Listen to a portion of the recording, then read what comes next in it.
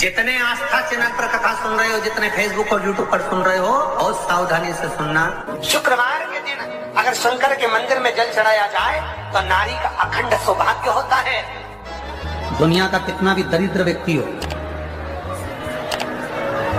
चाहे दुनिया का कोई व्यक्ति ऐसा हो जिसका कभी व्यापार चलता ही नहीं, उसने 50 बार बदल के देख लिया, फैक्ट्री चली नहीं रही, जिस काम को करने के लिए जाते हैं वो काम टल जाता है, आज की जगह कल, कल की जगह परसों, परसों की जगह नरसों, काम होता ही नहीं। शुक्रवार के दिन बेलपत्री के वृक्ष के नीचे एक नियम वो अगर अपनी जिंदगी में बना ले, प्रदोष काल में, प्रदोष के समय पर बेलपत्री के वृक्ष के नीचे एक बार जाकर नमन करना और प्रदोष काल में शंकर भगवान के मंदिर में दिया लगाना। ये दो चीजें अगर वो 3 महीना भी लगातार कर ले तो उसके जीवन में कभी कोई समस्या आ ही नहीं सकती, कोई दुख आ ही नहीं सकता। शुक्रवार के दिन बेलपत्री के वृक्ष के नीचे बैठकर घृत का दिया लगाकर शरीर में जो रोग है उसका स्मरण कर शंकर जी से विनय कर, हे भोलेनाथ, आपने शुक्र देवता को संजीवनी मंत्र दिया है, तो क्या आप मेरे को वो मंत्र प्रदान नहीं करोगे? मेरे रोग, मेरी बीमारी, मेरे दुख को आप नहीं हरोगे? शिव से कहो, ये शरीर आपने दिया है और भजन करने के लिए दिया है, स्मरण करने के लिए दिया है, कीर्तन करने के लिए दिया है, तो संभालोगे भी आप। और बेलपत्री की ओर मुख कर घी का दिया लगाकर महामृत्युंजय मंत्र का स्मरण कर लेने पर धीरे धीरे धीरे धीरे धीरे धीरे वो रोग समाप्ति की ओर आता चले जाता। कभी शिव मंदिर में जल चढ़ाने का मौका मिले और आप शंकर जी के मंदिर में जल चढ़ाने के लिए जाएं, तो केवल जल चढ़ाकर वापस मत आना, केवल बेलपत्र चढ़ाकर वापस आना, दिया लगाकर वापस ना आना। आते आते बाबा भोलेनाथ जी से ये भी पूछ कर आना, बाबा आप मंदिर में बैठे रहते हो, बहुत दिन हो गए आपको बैठे बैठे, चलो आज मैं आपको मेरे। आप अगर कहीं जा भी नहीं सकते तो शिव तत्व कहता है कि अपने घर में बैठकर भगवान शंकर की अविरल भक्ति को धारण करो। जितना आप शिव को याद करोगे उतना उतना आपकी जिंदगी का दुख कटेगा। शिव महापुराण में कथा आती है कि माता सती यज्ञ की अग्नि में कूदकर अपने प्राणों को त्याग दिया।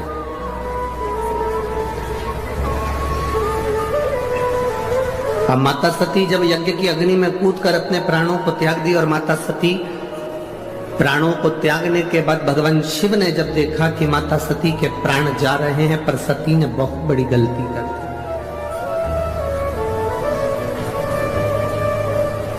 ये सती ने जो गलती करी, संसार का कोई व्यक्ति ऐसी गलती ना करे जो सती कर गई, जो माता सती ने करा। क्या गलती सती ने करी? सती ने सबसे बड़ी गलती माता सती ने करी कि यज्ञ की अग्नि में सती कूद गई। हमारा सनातन धर्म कहता है कोई यज्ञ हो रहा हो, कोई अनुष्ठान हो रहा हो, कोई कथा हो रही हो, कोई प्रवचन हो रहे हो, कोई धर्म का आयोजन हो रहा हो, कोई धार्मिक आयोजन हो रहा हो, बन सके तो उसमें प्रयास करना कि अपने हाथ को आगे बढ़ाकर उस यज्ञ को पूर्ण कराने का प्रयास करना, अपना टांग, अपना पांव उसमें मत अड़ाना, नहीं तो सती जल जैसे जलकर भस्म होना पड़ सकता है। माता सती ने एक गलती कर दी कि यज्ञ के कुंड में माता सती चली।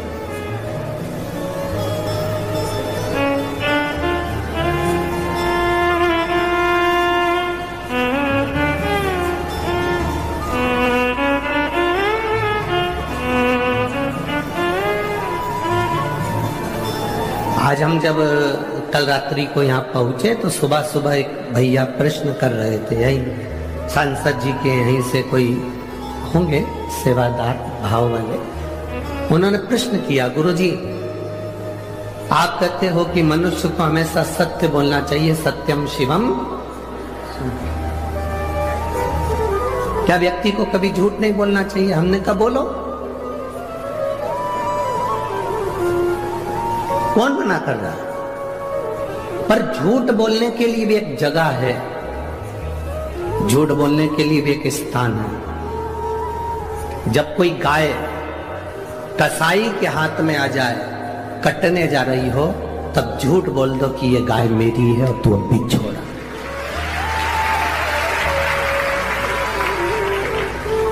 झूठ बोलने के लिए भी एक स्थान बताया गया है कि उस स्थान पर झूठ बोल दो।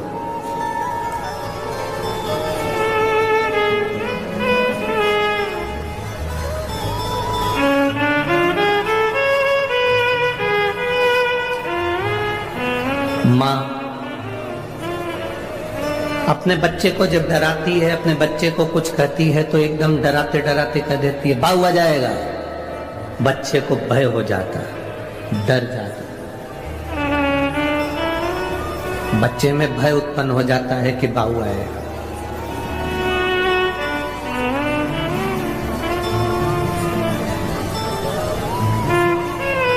जैसे बच्चे में भय होता है कि बाऊ आ जाएगा तो बच्चा डर जाता है, उसी तरह जब हम प्रतिदिन पंचाक्षर मंत्र नमः शिवाय, षडाक्षर मंत्र ओम नमः शिवाय या श्री शिवाय नमस्तुभ्यम का जाप करते हैं तो मृत्यु को, पाप को, हमारे बेकार कर्म को भी भय लगता है कि मैं इसके नजदीक नहीं जाऊं। मंत्र का जाप, मंत्र का स्मरण, नाम का स्मरण जीव को एक आनंद की अनुभूति करा देता है।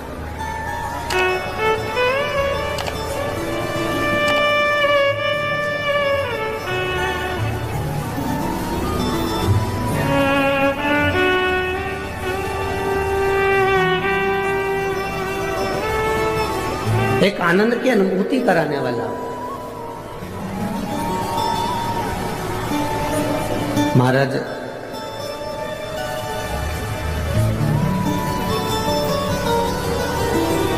आप सब तो विदर्भ के हो, अमरावती के हो, तो आप लोगों को तो बहुत ज्यादा भगवान कृष्ण की कथा का ज्ञान है। आप सब बहुत विद्वान भी हैं, पर आपने कथा सुनी होगी भगवान कृष्ण की धर्म पत्नी रुक्मणी जी की बुआ।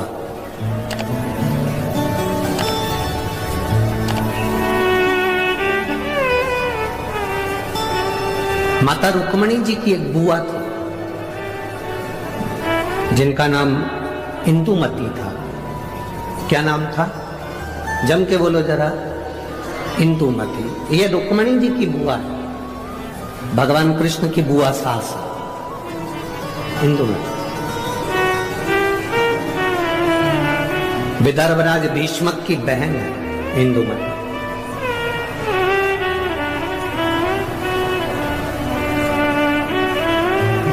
विदर्भ किस भूमि पर, पवित्र भूमि पर इंदुमती रहती, अपने भाई राजा भीष्मक के साथ में आनंद के साथ निवास करती।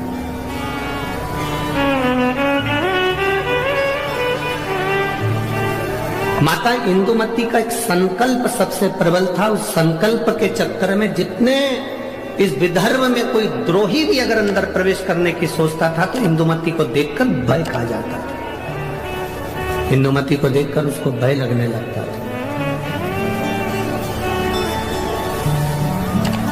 जब किसी का संकल्प बड़ा पक्का होता है, जब किसी का संकल्प बड़ा प्रबल होता है तो द्रोही भी डरता है, दुश्मन भी डरता है। अगर आपका संकल्प पक्का है तो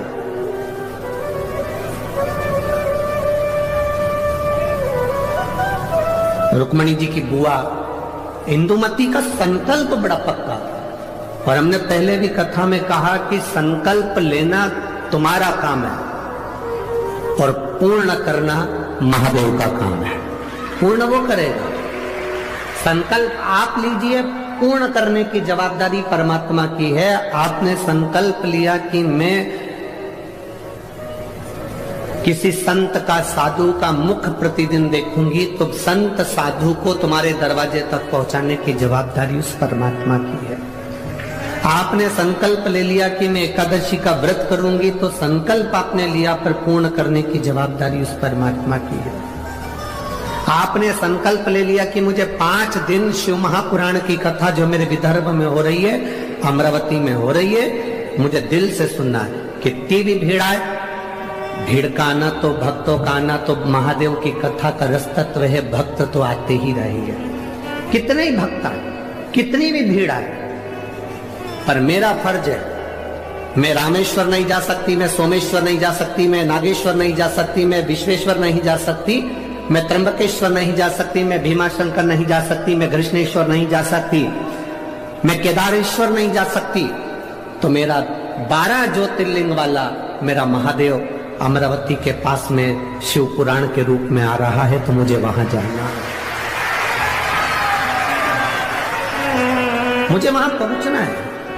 ये संकल्प आपके भीतर हो। मुझे 5 दिन की कथा है, मैंने अपने घर वालों से कह दिया कि मुझे आप डिस्टर्ब मत करना, मैं कथा सुनूंगी तब बात करूं।